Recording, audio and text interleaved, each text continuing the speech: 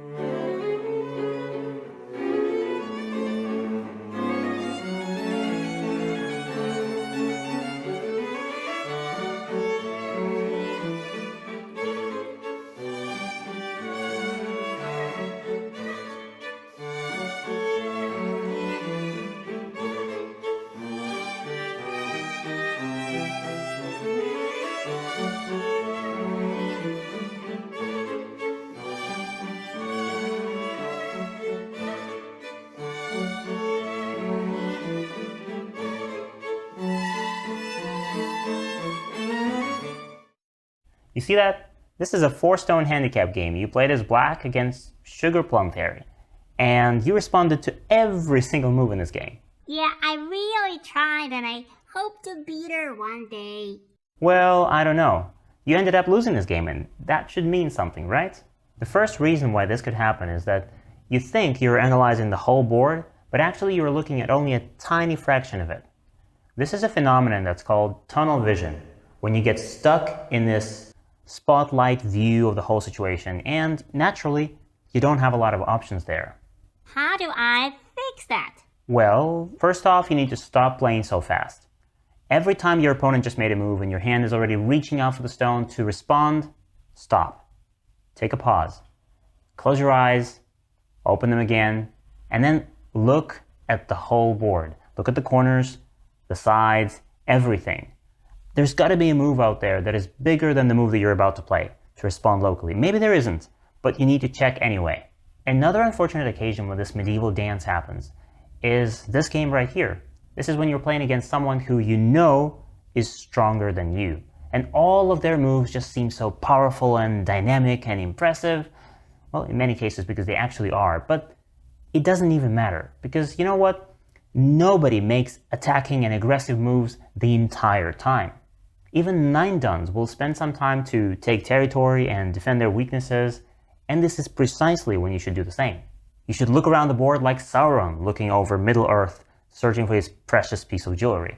You find the biggest point, the most important point on the board, and you play there. Here, let me show you an example from a professional game. In this game, Yuta played white against Byun Sangil. Black just finished the joseki on the left by playing here. And it might feel tempting for white to keep on attacking here. You're extending here from your stones and you're attacking the black stones, but it doesn't have to be played here. This move is not so bad, but it's not the only move. And if we look at the bottom right corner, there's a 3-4 stone there. And approaching or enclosing a 3-4 is very important in the opening. So instead of this, white approaches here. Black pincers. And just like we explained in the basic joseki course, it's perfectly fine for white to Tenuki right now, because we already didn't allow black a perfect corner enclosure. So, in the game, Yuta plays here, Tenuki. He's not saving this stone, but he's attacking this stone instead.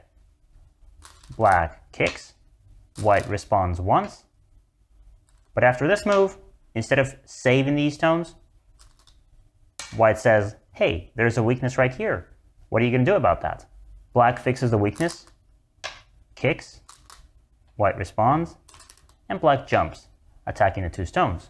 To the rescue! Quick! Yes, we can save them right now. Of course, white can play something like this and try to escape, but in the game, instead of this, white plays Tenuki and attacks this group instead. And this actually puts a lot of pressure on black at the same time. Black would like to respond here and defend the group, but if black does, maybe white will escape from here as well, so white will get both this move and live here. So black is almost forced to add another stone on the right to fix the shape and not allow white to escape from here. Black ends up spending a lot of stones in the bottom right to keep the corner and kill the 2 stones. And of course, white is not going to respond locally there right now. White Tenukis and attacks this group, and the game continues. And let me tell you a secret here. Even an aggressive and attacking move from a stronger opponent doesn't really mean that your only thought should be, holy moyo and dame, I'm gonna die here. I know I'm gonna die here. Even if I respond right now, maybe my stones are gonna die. This is what the game is all about. It's always about looking for a bigger bite, a bigger threat, and a bigger move. And even if Iyama Yuta himself is sitting across the table from you and he makes a move as if he's saying to you, I'm gonna kill all of your stones right now. Now, before you get all chicken scared and respond in the safest way possible, why don't you look around and see if there are any other moves that might attack your opponent? Let me show you a few examples of what I mean. In this game, white just played this descending move, helping the stones on the right and threatening the life of this black group. So what do you think? Do we have to respond and save it, or can we play somewhere else? To make it more inspiring, let me tell you that this is actually a professional game. White is Kitani Minoru and black is Takagawa Shukaku. And in the game, black responded here and saved the group. But now let's think about it.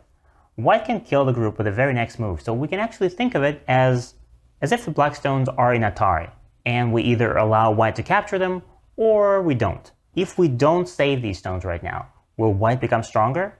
Let's see. This white group is already strong enough. It's not gonna die. And these stones are all connected and safe. So white won't get stronger even if white captures the group. And that means that we can simply calculate how much this group is actually worth. That's 1, 2, 3, 4, 5, 6, 7 stones. That's 14 points. Plus we have this. 1, 2, 3, 4 points. That's 18. Let's give it a couple more and let's say that this group is worth 20 points. And no, it's not a question of looking for a move for black right now that's worth 20 points. Actually, white will spend 2 moves to capture these stones. If we play somewhere else right now, white will have to capture them, and then we get to play somewhere else one more time. So we have to find 2 moves that are worth 20 points.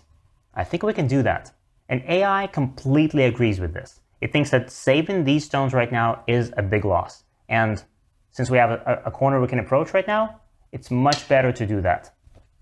And if white now spends another move to capture the group, then we can, for example, press like this with a knight's move, play out the simple joseki,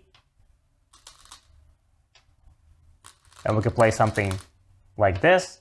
And look how promising black's position looks right now. Black is threatening to make a moyo here and on the right side as well. This is another professional game, this time between Kato Masao and Hane Yasumasa. And in the game, black just played this attacking move on the top side. That looks really scary, right? So, how would you respond to this? The situation in the top left is an old-fashioned joseki that is actually not played anymore. But before, it used to be very common, and this move is played a lot, especially in handicap games, when a stronger player wants to push you and try to force you to respond.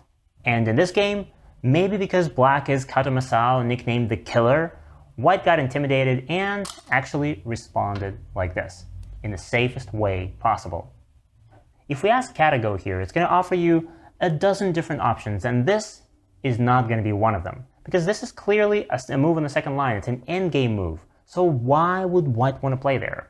That's because we are often scared that if black gets to play a move here, black pushes, then we would want to block like this. And now black will not play from here, but black will peep like this. And then we respond. Black plays something like this, trying to get out. We block. Black escapes, and all of white's points are gone. White doesn't have any eye shape, and white will be forced to run into the center trying to make life there. No wonder white was trying to avoid this. Okay, let's rewind. White doesn't have to Hane in the corner right now to get all of his points scooped out. What white can do instead is to play a leading move like this one. If black calmly defends like this, then white is already fine. White can Tenuki and play somewhere else. If white is worried about the group, white can add another stone. White is good. If black plays a more aggressive Hane, like this, then white will respond once, and black still needs to add a move here. If black doesn't do anything, this is very painful. So black probably needs to play something like this, just to make sure everything is safe, and white can Tenuki now. So you see, either way, white is not under any threat here. And that means that playing there on the second line for both black and white is just an endgame move. And we're in the opening right now, so there are so many better moves that both white and black can play. For example, if white wants to play aggressively, white can invade at the top side to attack this stone. Or if white wants to get a simple game, white can play something like this to defend the bottom. Or instead of responding in the upper left, you can play this attachment. This is a nice shape locally. Black will want to connect. We pull back. Black needs to fix a shape, for example, like this. And then we can peep. And then maybe peep one more time. And this black shape actually gets quite heavy. Maybe then we can play something like this and even attack the entire black group. Who knows? There are so many wonderful possibilities hidden in this position instead of just playing a simple response in the corner. And to make you feel inspired, I want to show you one last modern professional game between two Chinese players, Deng Yifei and Zhao Chenyu. In the game, black just played here, which is a great move. It's both an extension from the corner enclosure and it attacks the 3 white stones. Responding to this move passively, playing something like this, no, this just feels too over-concentrated. So we just have to admit that black played a very good move. So we just have to Tenuki. In the game, white played here and attacked this black stone instead. And remember, when you play Tenuki, you should be mentally prepared to Tenuki once again if your opponent continues to play here. And this is exactly what white did. Black keeps on attacking the stones and white ignores that and attacks the black stones instead. Do you think black started saving these stones right away? Of course not. Black attacked yet again. And finally, after this move, white decided to help these stones, but not escaping out of here passively like this, but white pushes once, and one more time, and one more. And now, having built enough strength, instead of simply making something here, white cuts. Black almost has to block here, and now this move is almost sente for white, because if black doesn't respond to this, white will get this move, and this is almost alive. Black wants to keep pressure on the white stones, so black plays here. And now that white is all connected here, white can cut. And the latter doesn't really work for black. So black made this shape instead. White Atari. Black has to connect. And white sacrificed this stone and escaped into the center at the same time by playing here. And after this, black has to go back, and white escapes. So instead of passively defending against the black attack, white Tenuki twice, white played here and then here, attacked these black stones, and still managed to escape with these stones into the center. So next time your opponent plays an aggressive attacking move, ask yourself, do I really need to respond here right now? Is this really inevitable? Or maybe there's some other attacking move that I can play first. Say no more. I'm gonna Tenuki like a pro now. By the way, you can also watch these lessons on our platform, gomagic.org. Except there, you'll watch them with interactive quizzes right within the lessons and practical exercises right after them. And if you enjoy watching these Go videos and you don't want to miss others like this one, go smash that like button, subscribe to our YouTube channel, and this is Go Magic.